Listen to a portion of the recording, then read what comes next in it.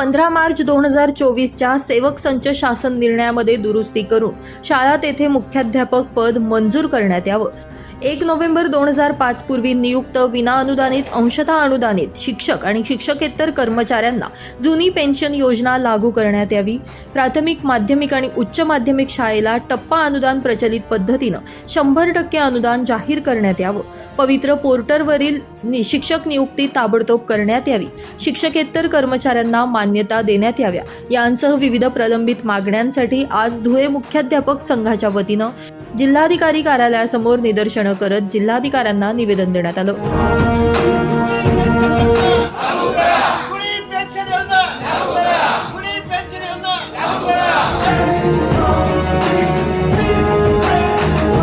जुलै 2024 रोजी पुण्याला महाराष्ट्र राज्य माध्यमिक आणि उच्च माध्यमिक शाळा मुख्याध्यापक संघ महामंडळाची राज्यस्तरीय आमची कार्यकारिणी सभा झाली आणि त्या सभेमध्ये ठरल्याप्रमाणे 6 ऑगस्ट 2024 रोजी राज्यभर सर्व शाळा बंद करायच्या, महामोर्चा काढायचा, आंदोलन करायची, धरणे धरायची, निवेदन द्यायची।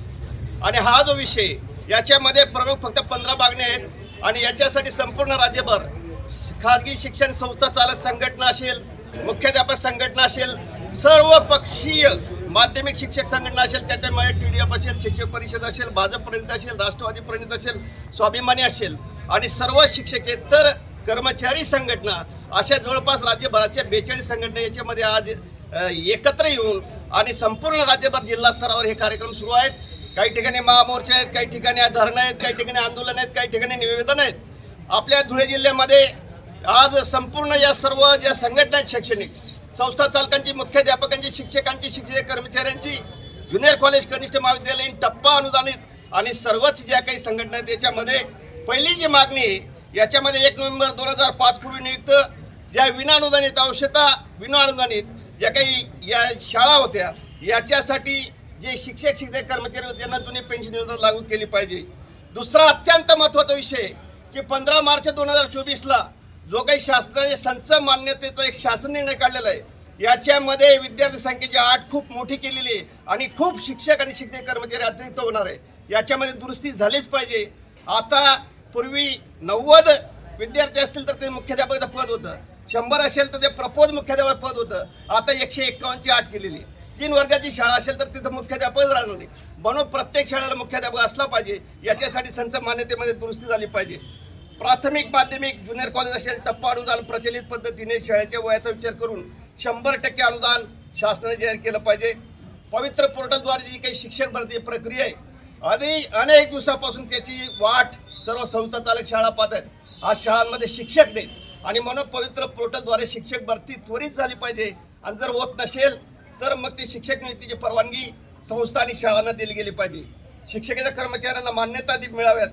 दरम्यान लवकरात लवकर मागण्या मान्य करण्याची विनंती यावेळी मुख्याध्यापक संघाच्या वतीनं करण्यात आली असून मागण्या मान्य न झाल्यास यापुढे देखील आंदोलन केलं जाईल असा इशारा देण्यात आलाय। आंदोलनादरम्यान मुख्याध्यापक संघाचे अध्यक्ष RV पाटील, सचिव UD तोरवणे, अजय भदाने, महेश मुळे, रवींद्र वाणी, सुधीर समीर, प्रदीप भदाणे, योगेश ठाकरे यांच्यासह शिक्षक वर्ग आणि मुख्याध्यापक संघाचे विविध पदाधिकारी आदी मोठ्या संख्येने उपस्थित होते। पवन मराठे, माझा महाराष्ट्र न्यूज, धुळे।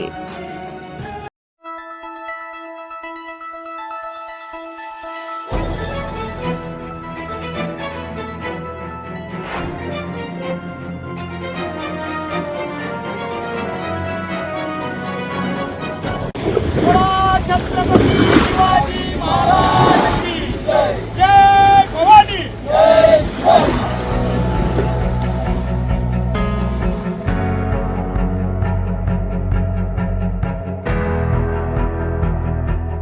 पाण्यासाठी संघर्ष करणाऱ्या धुळे जिल्ह्यात यंदा पावसानं देखील चांगलीच हजेरी लावली आहे।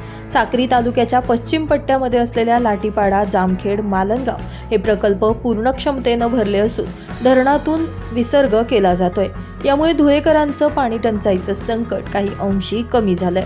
दरम्यान धुळेकरांना यावर्षी पाणी टंचाईचा सामना करावा लागू नये म्हणून शिवसेनेच्या वतीनं अक्कलपाडा मध्यम प्रकल्पामध्ये आज जलपूजन करण्यात आलं आणि धुळेकरांना यंदा मुबलक पाणी मिळू दे तसेच पावसाची कृपा धुळे जिल्ह्यावर अशीच राहू दे असं साकडं शिवसेनेच्या वतीनं घालण्यात आलंय।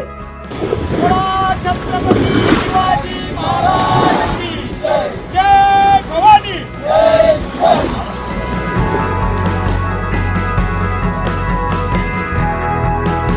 पांझरा आणि कान नदीवर असणारं निम्म पांझरा अक्कलपाडा मध्यम प्रकल्प आज 379 मीटरपर्यंत भरण्यात आलेला आहे.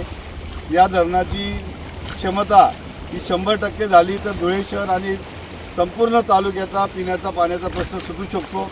त्याशिवाय या धरणामुळे शिंदखेडा आणि अंमळनेर तालुक्याचा देखील लाभ होत असतो. दुर्दैवाने या धरणाच्या बुडीदाखाली काही शेतकऱ्यांच्या जमिनी पाण्याखाली जात असल्यामुळे धरण दरवर्षी 60%पेक्षा जास्त क्षमतेने भरू शकत नाही आणि तरी देखील हे धरण आज धुळे शहराला आणि ग्रामीण भागाला अत्यंत जीवनदायी ठरलेलं आहे. गेल्या वर्षी धुळे शहराने आणि तालुक्याने दुष्काळ अनुभवला, परंतु या धरणाच्या एक आवर्तनमुळे तालुक्यातल्या पांझरा काठावरच्या गावाचा पिण्याचा पाण्याचा प्रश्न सुटला. पण आज धरणामध्ये ऑगस्टच्या 5 तारखेला पूर्ण क्षमतेने या ठिकाणी पाणी आल्यामुळे उजवा आणि डाव्या कालव्यातनं आज सकाळपासून आदरणीय कलेक्टर गोयल साहेबांच्या आदेशाने आपण 120 क्युसेसने दोघी उजवे डावे कालव्यामध्ये पाणी सोडलेलं आहे. त्याच्यामुळे नकाने आणि हरण्यामाळ धरण तलाव भरण्याची सुरुवात झालेली आहे. तसंच डाव्या कालव्याद्वारे आमचा गोंदूर तलाव आणि त्याच्या अनुषंगाने येणारे निमराळा तलाव असेल, कार्या तलाव असेल, आमचं कोठऱ्याचं छोटं धरण असेल, हे सगळे धरणं त्या ठिकाणी भरण्यात येणार आहे. पांझरेला पूर आल्यामुळे सोनवत प्रकल्प देखील भरायला सुरुवात झालेली. सोनवत प्रकल्पामध्ये जवळपास 300 MCFCचा जलसाठा आज झालेला आहे आणि जवळपास 550-600 दशलक्ष घनफूट जलसाठा त्या धरणामध्ये देखील होणार आहे. असं अत्यंत जीवनदायी असणारं हे धरण आमच्या धुळे जिल्हावासियांच्या दृष्टीने अत्यंत महत्त्वाचं आहे. आदरणीय बाळासाहेबांनी पाहिलेलं स्वप्न आणि उद्धव साहेबांनी मला दिलेली संधी याच्यामुळे धरण 2012 साली आम्ही पूर्ण क्षमतेने बांधू शकलो आणि या धरणाचे लाभ मिळायला आता सुरुवात झालेली आहे. येणाऱ्या काळामध्ये या धरणाच्या माध्यमातून धुळे शहराचा कायमस्वरूपी पिण्याचा पाण्याचा प्रश्न सुटलेला आहे.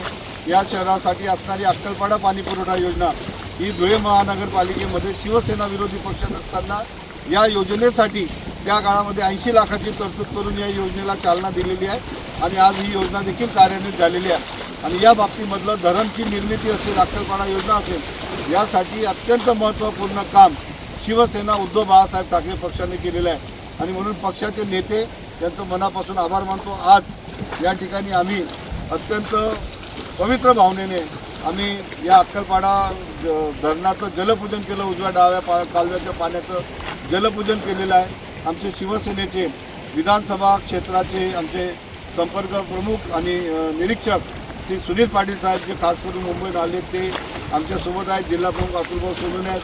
आमचे सहसंपर्क प्रमुख महेशभाऊ बिस्तरी, आमचे महानगर प्रमुख धीरज पाटील, डॉक्टर सुशीलजी महाजन, शिवसेनेचे आमचे महानगरमधले सगळे पदाधिकारी आणि शिवसेनेचे ग्रामीण आणि शहरी भागातले पदाधिकारी या जलपूजन प्रसंगी आमच्या समवेत उपस्थित आहेत. शिवसेना धुळे जिल्ह्याच्या वतीने आज सर्व शिवसेना पदाधिकाऱ्यांच्या माध्यमातून आम्ही अक्कलपाडा जलपूजनासाठी या ठिकाणी आलेलो होतो. शिवसेनेचे माजी आमदार प्राध्यापक शरद पाटील यांच्या आमदारकीच्या कार्यकाळामध्ये या धरणाला खऱ्या अर्थाने मूर्तरूप प्राप्त झालं. धुळे तालुक्याचे नेते आदरणीय रोहिदासजी पाटील यांनी जरी या धरणाची या ठिकाणी पाया रचलं, पण त्याचा कळस रचण्याचं काम हे शरद पाटलांनी केलं. त्यामुळे या धरणावरती एक दरवर्षी आम्ही हे धरण जसं पूर्ण झालं तसं आम्ही या ठिकाणी जलपूजनाला येत असतो. यंदाच्या वर्षी धुळेकरांनी तीव्र पाणी टंचाई अनुभवली.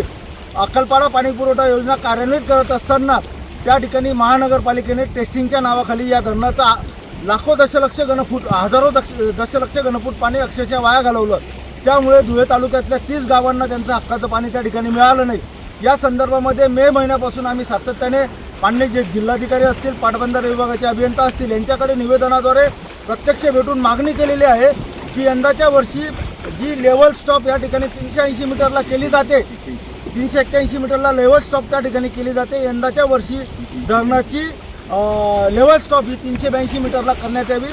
वाढलेल्या 2 मीटरमध्ये जे एक्स्ट्राचं पाणी या ठिकाणी वाढणार आहे ते पाणी उन्हाळ्यामध्ये या धुळे तालुक्यातल्या 30 गावातल्या शेतकऱ्यांना त्या ठिकाणी सिंचनासाठी त्याचा लाभ होणार आहे. सोबत धुळे शहरासाठी अक्कलपाडा पाणी पुरवठा योजनेला देखील त्याचा लाभ होणार आहे. आणि याच माध्यमातून आम्ही परवाच्या दिवशी देखील जिल्हाधिकाऱ्यांना मागणी केली होती की 380 लेवलला या ठिकाणी अक्कलपाडाची पाणी पातळी आल्यानंतर त्या ठिकाणी तुम्ही उजव्या कालव्यातनं लगेच लागलीच हरण्यामाळ तलाव जो आज 50% त्या ठिकाणी भरलेला आहे, तो तलाव पूर्णपणे भरून घेऊन त्याच्या सांडव्यातलं पाणी नकाने तलावामध्ये सोडावं आणि नकाने तलाव देखील पूर्ण भरून घेण्यात यावा. या संदर्भामध्ये कालच जिल्हाधिकाऱ्यांशी आम्ही चर्चा देखील केली. जिल्हाधिकाऱ्यांनी काल रात्रीच या संदर्भामध्ये आदेश दिलेले आहे आणि आज दुपारपासून ते पाणी उजव्या कालव्याद्वारे त्या ठिकाणी हान्यामाळमध्ये टाकायला सुरुवात झालेली आहे. तब्बल वर्षभरानंतर पांझरा नदी दुथडी भरून वाहत असल्यानं सर्वत्र समाधान व्यक्त केलं जात आहे. पांझरा नदीच्या पाण्यामुळे धुळे शहरासह ग्रामीण भागातील नागरिक, शेतकरी वर्ग समाधान व्यक्त करतात. तसेच अक्कलपाडा मध्यम प्रकल्पाची पाण्याची उंची 1 मीटर जास्तने वाढवण्यात यावी. डाव्या आणि उजव्या कालव्यातून हरण्यामाळ नकाने गोंदूर तलाव भरण्यात यावे अशी मागणी याआधीच संबंधित विभागाकडे शिवसेनेच्या वतीनं करण्यात आली आहे. दरम्यान या जलपूजन प्रसंगी विजय सुळे, महेश मिस्त्री, अतुल सोनवणे, शरद पाटील, किरण जोंधळे, भगवान करणकार, धीरज पाटील, डॉक्टर सुशील महाजन, भरत मोरे, संदीप सूर्यवंशी, नाना वाघ यांच्यासह शिवसैनिक मोठ्या संख्येने उपस्थित होते. सुनील निकम, माझा महाराष्ट्र न्यूज, धुळे.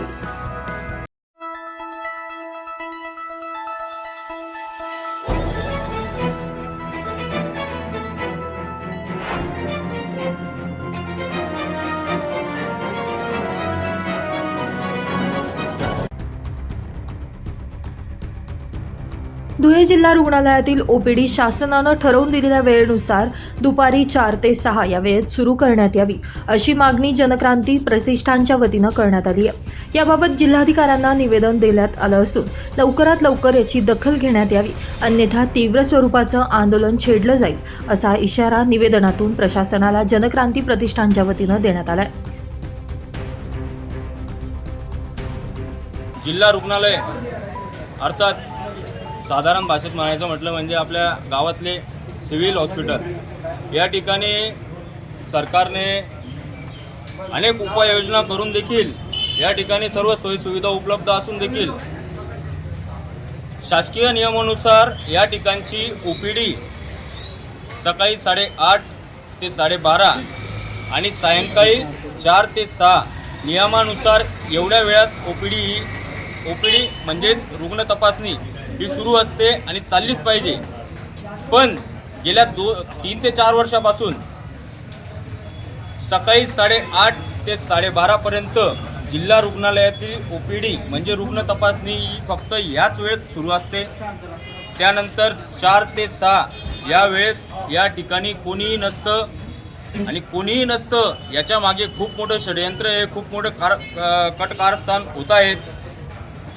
जर ही OPD लवकरात लवकर सुरू झाली नाही तर आम्ही या विषयाच्या खोलावर जाऊन जनक्रांती प्रतिष्ठानच्या वतीने पूर्ण ऑपरेशन केल्याशिवाय राहणार नाही.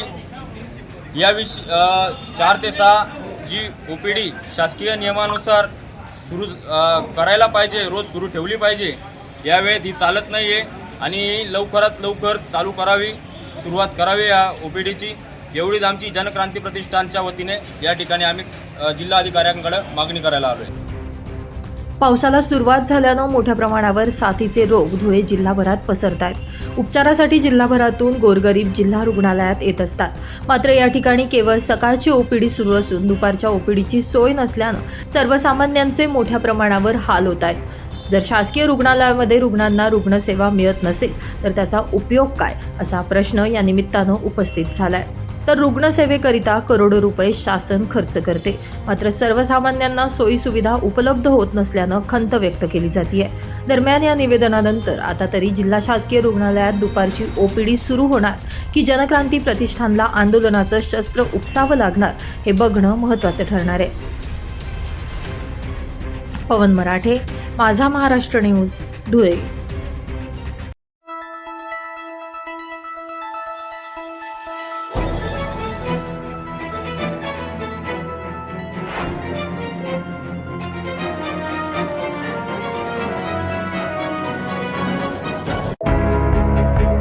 धुळे शहरातील देवपूर भागात असलेल्या प्रोफेसर कॉलनी या ठिकाणी उद्यान सुशोभीकरण तसेच विरंगुळा केंद्राची उभारणी करण्यात यावी अशी मागणी केली जात होती. दरम्यान याच मागणीची दखल घेत महापौर प्रतिभा चौधरी यांनी राज्य शासनाच्या मूलभूत सोयी सुविधा आणि जिल्हा नगरोत्थान योजनेतून 50 लाख रुपये निधी मंजूर करून आणत उद्यान सुशोभीकरण आणि विरंगुळा केंद्राचं काम हाती घेतलंय. नुकताच या कामाचा शुभारंभ सोहळा विविध मान्यवरांच्या उपस्थितीत पार पडला. कॉलनीतील गार्डन येथे आमच्या संपूर्ण या भागातील रहिवाशांच्या प्रत्येकाने जो योगदान दिलेलं आहे, आर्थिक सामाजिक सगळे जे योगदान दिलेलं आहे त्यांच्या सगळ्यांच्या योगदानाचा फलित म्हणून आज येथे आमच्या मंदिराचा प्राणप्रतिष्ठेचा 9 तारखेला तर होणार आहे, परंतु आज त्रिशूळाची प्राणप्रतिष्ठा झालेली आहे. तसेच या गार्डनमध्ये मूलभूत सोयीसुविधा अंतर्गत तसेच जिल्हा नगर उत्थान योजनेअंतर्गत 25 लाख रुपये व मूलभूत सोयीसुविधा अंतर्गत 20 लाख रुपये असं गार्डन सुशोभीकरण व विरंगुळा केंद्र असा जवळजवळ 50-55 लाखाचा निधी मी या गार्डनसाठी उपलब्ध करून दिलेला आहे. हा निधी उपलब्ध करून देण्यासाठी मला भारतीय जनता पार्टीचे सर्व वरिष्ठ नेत्यांचं सहकार्य मिळालेलं आहे आणि तसेच आयुक्त मॅडम यांचं देखील सहकार्य मिळालेलं आहे. मला या प्रभागातील नागरिकांनी सलग खंड न पडू देता तिसऱ्यांदा निवडून दिलेला आहे. जनतेच्या आशीर्वादाने आशीर्वाद, सदिच्छा, शुभेच्छा माझ्या पाठीशी कायम आहेत. म्हणूनच मला महापौर पदापर्यंत पोहोचता आले आणि महापौर पदावर पोहोचल्यानंतर शासनाचा मूलभूत सोयीसुविधा अंतर्गत जो 10 कोटीचा निधी मी आणलेला होता त्याच्यामधून 20 लाख रुपये इथे आणि 25 लाख रुपये जिल्हा नगर उत्थान असं एकूण 55 लाखाचा निधी उपलब्ध करून दिलेला आहे. त्याच्यामध्ये गार्डन सुशोभीकरण आणि विरंगुळा केंद्र असे 2 कामांचं आज आम्ही भूमिपूजन करत आहोत.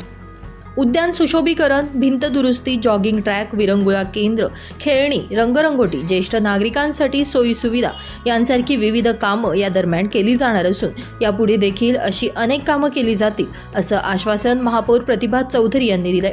दरम्यान यावेळी उषा वानखेडे, सुरेखा शेळके, अंकिता शेळके, भारती बुरकुले, स्वाती पाटील, शीला भंडारी, उषा बागुल, सुरेखा पाटील, सुवर्णा सांगळे, राहुल सोनवणे, प्रशांत सांगळे, राजेंद्र सूर्यवंशी यांच्यासह विविध पदाधिकारी आणि परिसरातील नागरिक मोठ्या संख्येने उपस्थित होते. रूपक बिरारी, माझा महाराष्ट्र न्यूज, धुळे.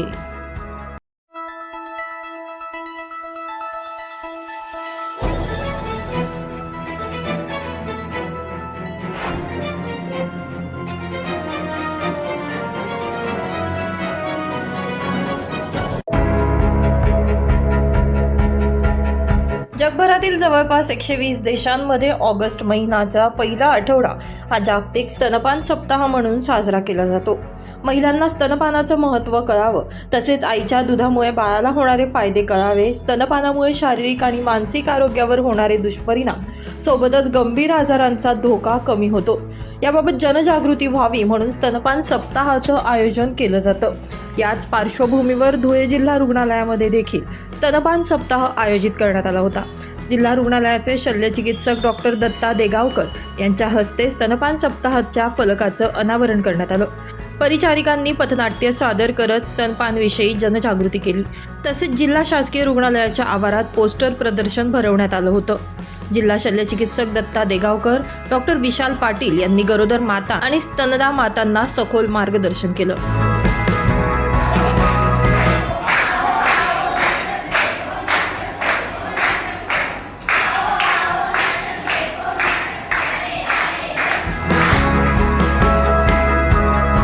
दरम्यान स्तनपान सप्ताहामध्ये अतिरिक्त जिल्हा शल्यचिकित्सक डॉक्टर महेश भडांगे, डॉक्टर अश्विनी भांबरे, गीतांजली सोनोने, मोहसिन मुल्ला, उमेश साने, सहाय्यक आदी सेविका वंदना मोरे, प्राचार्य मयूर गीते, परिसेविका प्रतिभा घोडके यांच्यासह रुग्णालयातील अधिकारी, कर्मचारी आदी मोठ्या संख्येनं उपस्थित होते.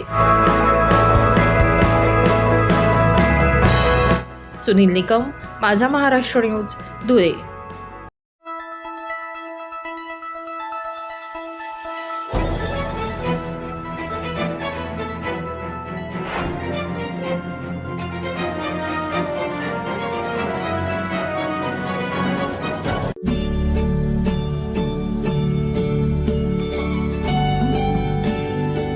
राज्यभरासह धुळे शहरामध्ये देखील श्री संत सावतामाई यांची पुण्यतिथी मोठ्या उत्साहात साजरी करण्यात आली. जुने धुळे भागात असलेल्या संत सावतामाई प्राथमिक विद्यालयामध्ये प्रतिमा पूजन करत परिसरातून पालखी मिरवणूक काढण्यात आली होती. यावेळी चिमुकल्यांनी केलेली श्री संत सावतामाई यांची वेशभूषा, टिपरी नृत्य आणि टाळ मृदुंगांचा गजर आकर्षणाचं केंद्रबिंदू ठरत होता.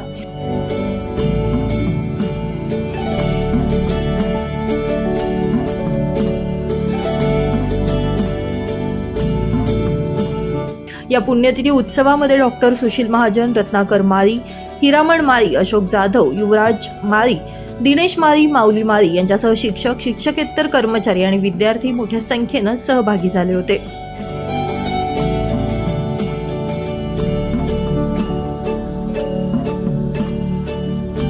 तर दुसरीकडे जळगाव जिल्ह्यातील भडगाव या ठिकाणी देखील श्री संत सावतामाई यांची पुण्यतिथी विविध विकास कामांचं भूमिपूजन करून तसेच मिरवणूक आणि महाप्रसादाचं वाटप करून संपन्न झाली. महात्मा फुले फाउंडेशन माळी पंचमंडळ कसगाव यांच्या वतीनं कीर्तन सप्ताहाचं आयोजन करण्यात आलं होतं. विविध मान्यवरांच्या उपस्थितीत अतिउत्साहात हा सोहळा पार पडला. यावेळी कैलासवासी त्र्यंबक शंकर चौधरी यांच्या स्मरणार्थ भव्य प्रवेशद्वाराचं लोकार्पण करण्यात आलं. तसेच पिण्याच्या पाण्याचा जलकुंभ, आमदार निधीमधून संत सावतामाई मंदिरासाठी सभामंडप, भूमिपूजन यावेळी आमदार किशोर पाटील यांच्या हस्ते पार पडलं. पुढे चालण्याचं काम मला असं वाटतं की त्यांच्या नवयुवकांनी, नवीन पिढीने केली पाहिजे. ही एक रास्त अपेक्षा या निमित्तानं मी करतो. आज मला सांगताना आनंद होतो की ठीक आहे, आमदार आहे, खासदार आहे, मंत्री आहे, हे येतील त्यांच्या आमदार निधीतून, त्यांच्या दुसऱ्या वेगवेगळ्या निधीतून वेगवेगळे सभामंडप असेल किंवा वेगवेगळे विकास काम आहे ते देण्याचा प्रयत्न या ठिकाणी करतात. परंतु या जयंतीच्या, या पुण्यतिथीच्या निमित्तानं मी या समाजाचं काहीतरी देणं लागतो हा एक उद्देश डोळ्यासमोर ठेवून आपल्या छोटूभाऊ महाजनांनी इथं आलेल्या प्रत्येकाची तहान भागावी याच्यासाठी एक पाण्याच्या टाकीचं नियोजन या ठिकाणी केलं. मी त्यांचंही समाजाच्या वतीने मनापासून अभिनंदन करतो. चौधरी बांधव कोणतरी होते, त्यांनी देखील मला वाटतं हिलाल दादा चौधरी त्यांनी देखील एक चांगल्या पद्धतीची वास्तू रूम या ठिकाणी भक्तांसाठी हा प्रवेशद्वार आणि इकडची कुठेतरी रूम आमची केवळ चौधरी बंधूंनीच दिलेली आहे. त्याच्यामुळे या सगळ्या दातृत्व ज्यांनी केलं यांचं सगळ्यांचंही मी मनापासून अभिनंदन करतो. मला आज या ठिकाणी बोलवलं खरं म्हणजे कीर्तनाचा लाभ तर मिळाला, परंतु असं म्हणतात महाराज की घरनं गाजर गोड लागत नाही, बाहेरनंच गाजर गोड लागत. या कार्यक्रमाला सरपंच रघुनाथ महाजन, महात्मा फुले फाउंडेशन माळी पंचमंडळ कसगाव अध्यक्ष अनिल महाजन, उपाध्यक्ष महाजन तसेच माळी समाज बांधव आणि ग्रामस्थ मोठ्या संख्येने उपस्थित होते. ब्युरो रिपोर्ट, माझा महाराष्ट्र न्यूज, धुळे.